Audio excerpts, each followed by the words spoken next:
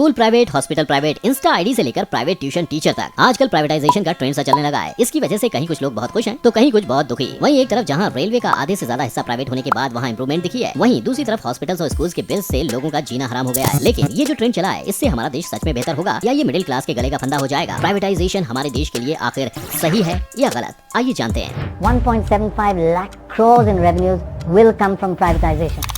सरकार ने दो सरकारी बैंकों यानी इंडियन ओवरसीज बैंक और सेंट्रल बैंक ऑफ इंडिया के निजीकरण की तैयारी कर ली। पीएसयू बैंकों के निजीकरण पर कानून मंत्रालय के जवाब का इंतजार है। एयर इंडिया के निजीकरण को लेकर सरकार एक कदम और आगे बढ़ गई है कि जहां संभव हो वहां प्राइवेट उद्यम को ज्यादा से ज्यादा प्रोत्साहित किया जाए।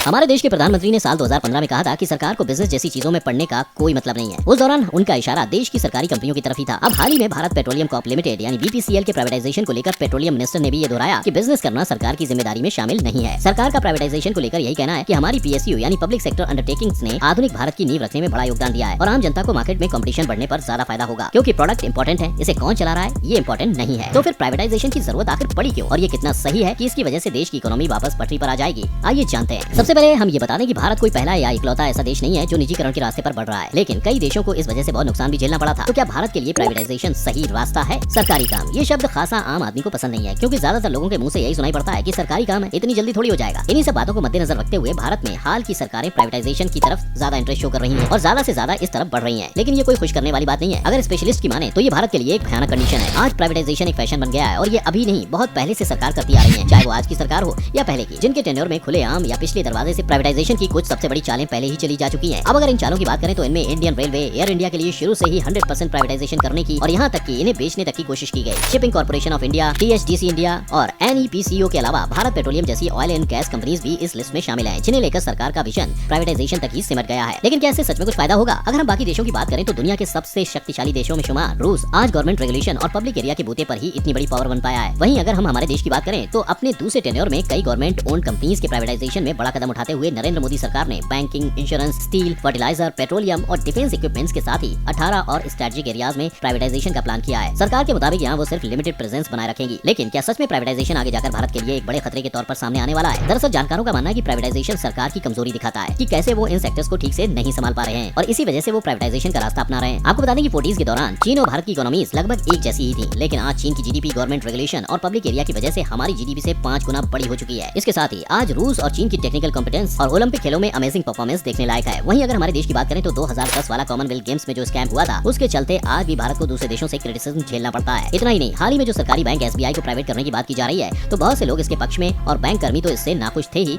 लेकिन ये कोई नई बात नहीं है जब सरकारी बैंकों को प्राइवेट करने की बात की गई हो। 60 के दशक के आखिर में देश में जो नेशनलाइजेशन का फैशन उभरा था, उसके चलते बैंक, इंश्योरेंस, पेट्रोलियम और कोल कंपनीज को मेनली पॉलिटिकल मजबूरियों के चलते नेशनलाइज किया गया। तब इन 14 मेजर प्राइवेट बैंक्स को नेशनलाइज करने का मामला काफी दिलचस्प था और ये सब सिर्फ इसलिए किया गया था क्योंकि उस दौर में ये बात सामने आई थी कि सरकारी बैंक करप्शन, ह्यूज एनपीएस और नुकसान की वजह से उनका हाल बेहाल हो गया है। लेकिन आज का क्या? आज प्राइवेटाइजेशन कितना सही है? आइए पहले जानते हैं प्राइवेटाइजेशन के फायदे। देश के कुछ बड़े सेक्टर्स में सरकारी कंपनियों की मोनोपोली खत्म करने से कंज्यूमर्स के लिए फायदा और फैसिलिटीज बढ़ी हैं और इसके दो सबसे बड़े एग्जांपल एविएशन और टेलीकॉम सेक्टर है। बता दें कि इन दोनों सेक्टर्स में पहले सिर्फ सरकारी कंपनियां ही थी। इसी वजह से तब आम जनता के लिए हवाई सफर करना एक सपने के जैसा था और टेलीफोन कनेक्शन रखना एक बड़ा खर्च था। आपको वो एसटीडी आईएसडी कॉलिंग्स तो याद ही होंगी। लेकिन चीजें प्राइवेट होने के बाद इन सेक्टर्स में प्राइवेट कंपनियों के आने से एरोप्लेन से ट्रैवल करना कितना किफायती हो चला है, जिसके चलते लोग ज्यादातर एयर ट्रैवल करते हैं और मोबाइल कनेक्शन रखने वाले तो अब 1 अरब से ज्यादा हो गए हैं। अब इन सब का बड़ा कारण ये है कि इन सेक्टर्स में कंपनियों के नंबर्स और कंपटीशन का बढ़ना। प्राइवेटाइजेशन या निजीकरण के बाद से इन सेक्टर्स में नई कंपनीज आई और इनमें कंपटीशन बढ़ने लगा, जिसका फायदा हुआ कंज्यूमर्स को, जिससे सर्विस किफायती होनी और फैसिलिटीज बढ़ने लगी। एक्सपर्ट्स का कहना है कि पीएसयू और सरकारी बैंकों को ऑटोनॉमी दी जानी चाहिए और इसके लिए सरकार को इनमें अपनी हिस्सेदारी 50% से कम करने और इन्हें बोर्ड की तरफ से चलाने की पूरी छूट देने की जरूरत है। इसमें कोई शक नहीं है कि मोदी सरकार ने 2014 में पहले कार्यकाल में ही बिजनेस वर्ल्ड में कुछ बड़े रिफॉर्म्स किए थे। इनमें नया बैंक्रप्सी कोड और गुड्स एंड सर्विसेज टैक्स यानी जीएसटी भी शामिल है। अब जहां एक तरफ सरकार प्राइवेट सेक्टर्स में कंपटीशन को जितना बढ़ावा दे रही है, उसके साथ ही साथ उन्हें इसका भी ध्यान रखना होगा कि किसी एक कंपनी के बेहद कम प्राइस पर प्रोडक्ट्स की अवेलेबल करने की वजह से उस सेक्टर में मौजूद बाकी कंपनियों का बिजनेस ठप होने के कगार पर ना पहुंच जाए। अब इसका एक एग्जांपल हमारे सामने टेलीकॉम सेक्टर है, जिसमें रिलायंस जियो इन्फोकॉम ने जब लोगों के सामने बहुत कम कीमत के पैक्स अवेलेबल करवाए, तो इसकी वजह से पुरानी टेलीकॉम कंपनियों को रेवेन्यू और प्रॉफिट का काफी ज्यादा नुकसान हुआ और अब ये कंपनियां सरकार से मदद न मिलने की वजह से बैंकरप्ट होने की कंडीशन में पहुंच गई हैं। और इन सभी वजह से आज भारत में गवर्नमेंट कंपनीज के प्राइवेटाइजेशन का मुद्दा विवादों के घेरे में रहता है। आइए बात करते हैं प्राइवेटाइजेशन से होने वाले नुकसान के बारे में। प्राइवेटाइजेशन एक तरफ कुछ सेक्टर्स में सही साबित हो रहा है। लेकिन भारत जैसे देश में जहाँ सामाजिक और आर्थिक असमानता अभी भी बहुत ज्यादा है, वहाँ इकोनॉमिक फ्रंट का भार कुछ हद तक सरकार के हाथों में ही रहना चाहिए। और भारत जैसे देश में फिलहाल तो पब्लिक सेक्टर्स का पूरी तरह प्राइवेटाइजेशन सही नहीं होगा। खासतौर से एजुकेशन, हेल्थ और एग्रीकल्चर जैसी बुनियादी सुविधाएं जनता तक किफायती और सही दामों में पहुंच सके, इसके लिए इनका पूरी तरह से प्राइवेटाइजेशन करना सही नहीं होगा। इसी के साथ ही रोजगार के मुद्दे पर भी प्राइवेटाइजेशन एक समस्या की तरह नजर आ सकता है। अगर आप इसे दूसरे एग्जाम्पल से समझे तो मान लीजिए कि अगर प्राइवेटाइजेशन आईफोन है तो सरकार की तरफ से चलाए जाने वाले सिस्टम एंड्रॉइड फोन की तरह होंगे, यानी आईफोन खरीदने के बाद हर चीज पर 4 गुना 5 गुना खर्चा करो। ऊपर से आईफोन का हर अगला वर्जन कुछ ऐसा नया ला देगा कि आपका पुराना फोन आपको बुरा लगने लगे। डेफिनेटली ये बात तो सही होगी कि एप्पल का आईफोन टेक्निक और डिजाइन में किसी तराशी हुई आर्टवर्क जैसा है। ये आपको क्लास का एहसास देगा, लेकिन क्लासिक कैसे रहना है ये एप्पल का फैसला होगा, आपका नहीं। यानी प्राइवेटाइजेशन आपको अपने तरीके से कंट्रोल करेगी। लेकिन अगर यही एंड्रॉइड यानी कि सरकारी तंत्र की बात करें तो एंड्रॉइड आपको कम कीमत में तो मिल ही जाएगा और हर दुकान, हर वेबसाइट, हर जगह इसे तरह तरह से उपयोग करने के 100 तरीके होंगे। इसमें जो चाहे लॉन्चर डालो, जैसा चाहे इस्तेमाल करो, प्ले स्टोर से या कहीं से भी कोई भी एप्लीकेशन इंस्टॉल करो। ये आपको अपने हिसाब से अपना काम करने की, जेब के हिसाब से खर्चा करने की सुविधा देता है। इस तरह से आप समझ सकते हैं कि प्राइवेटाइजेशन एक तरह से अच्छा तो है, लेकिन सिर्फ और सिर्फ एक लिमिटेड क्लास के लिए। लेकिन यही अगर इसे भारत को बतौर डेवलपिंग नेशन के नजरिए से देखा जाए तो मेजर पॉपुलेशन को इससे थोड़ा कम ही फायदा होगा। इसीलिए आज के समय में यूं कहा जा सकता है कि देश को प्राइवेटाइजेशन की जरूरत तो है, लेकिन एक लिमिटेड लेवल पर ही। क्योंकि अगर सरकारी तंत्र का पूरी तरीके से देश की चीजों से कंट्रोल खत्म हो गया तो इसे मैनेज कर पाना किसी के बस की बात नहीं होगी और देश एक तरह से प्राइवेट मार्केट के अलावा और कुछ नहीं रह जाएगा। दोस्तों, आपको क्या लगता है, प्राइवेटाइजेशन सही है या नहीं? आप अपनी राय हमें कमेंट सेक्शन में बता सकते हैं।